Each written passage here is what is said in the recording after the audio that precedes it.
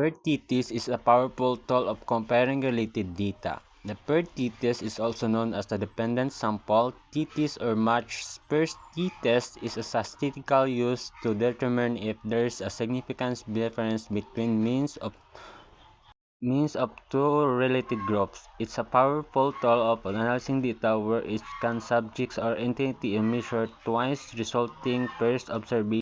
To use the paired t-test. The paired t-test involves several steps. Number one, formulate a hypothesis.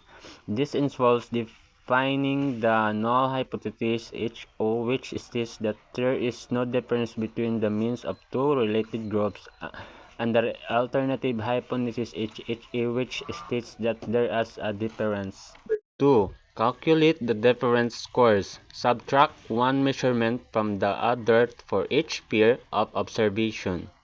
3. Calculate the t-statistics. This involves calculating the mean difference between two pairs, dividing it by the standard error of the difference. Number 4. Determining the p-value. This is the probability of obtaining the observed results if this null hypothesis is true. 5. Interpret the results. If the value is less than the significance level, usually 0.05, then the null hypothesis is rejected, including that there is a statistically significant difference between the means of the two related groups. Assumptions of the paired t-test. The paired t-test relies on the several assumptions to ensure accurate and reliable results. Continuous data. The variable being measured must be continuous, meaning it can take any value within a range. Normality. The distributions of different scores should be approximately normal. Dependence. The observation within each pair must be independent of each other. Applications of the paired t-test. Paired t-test is widely used in various fields, including medicines, evaluating the effectiveness of the new drugs and treatments by comparing measurements before and after treatment. Psychology, studying the effects of therapy or interventions, patients' mental health.